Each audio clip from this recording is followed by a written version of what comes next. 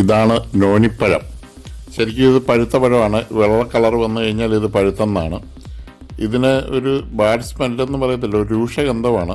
ഇത് കട്ട് ചെയ്ത് നമ്മൾ ജ്യൂസാക്കി എടുക്കുന്നതിലും നല്ലത് ഒരു ഡെപ്പിക്കകത്തിട്ട് ഇതിനെ വെച്ച് ഒരു 45 ദിവസം കഴിയുമ്പോൾ ജ്യൂസ് പിഴിഞ്ഞെടുത്തതിന് ശേഷം വേറെ ഏതെങ്കിലും ജ്യൂസിനകത്ത് മിക്സ് ചെയ്ത് കഴിക്കുന്നതാണ് ഇത് നല്ലത്. ഇതിനൊത്തിരി ഗുണങ്ങൾ പറയുന്നുണ്ട്. ക്യാൻസർ മാറുമെന്ന് വരെ ആൾക്കാർ പറയുന്നുണ്ട്. പിന്നെ ആൻറ്റി ഓക്സിഡൻ്റ് ഉണ്ടെന്നോ മിനറൽസ് ഉണ്ടെന്നോ പൊട്ടാഷ്യം ഉണ്ടെന്നോ ഒക്കെ പറയുന്നു. കൂടുതൽ കഴിക്കുന്നത് കിഡ്നിക്ക് കംപ്ലൈൻ്റ് ആണെന്ന് ചിലർ പറയുന്നുണ്ട്.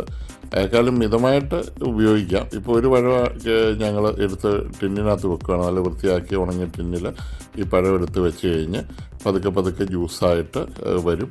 അപ്പോൾ ഈ 41 ദിവസം കഴിയുമ്പോഴത്തേക്ക് ഓരോ ദിവസത്തിലുള്ള വീഡിയോ നമുക്ക് ഇട്ട് തരാം. അപ്പോൾ ഇതാണ് നോനിപ്പഴത്തിൻ്റെ കഥ. ചിലർ ഇതിനെ വളരെ കുറ്റമായിട്ട് പറയുന്നുണ്ട്. ചില ഡോക്ടേഴ്സൊക്കെ ഇത് കൊള്ളുകയെന്ന് പറയുന്നുണ്ട്, ഇത് കഴിക്കുന്നത് കുഴപ്പമാണെന്ന് പറയുന്നുണ്ട്, ചിലർ നല്ലതാണെന്ന് പറയുന്നുണ്ട്. എന്താണേലും നമുക്കൊരു ഇച്ചിരി കഴിച്ച് നോക്കാം. അമിതമായിട്ടൊന്നും കഴിക്കണ്ട. ഇതിൻ്റെ ഡേറ്റ് എഴുതി വെക്കുക, ഡേറ്റ് ആകുമ്പോൾ എടുക്കുക. ഒരു ലൈക്ക് അടിക്കാൻ മറക്കല്ലേ. ഒന്ന് ലൈക്ക് അടിച്ചാലേ.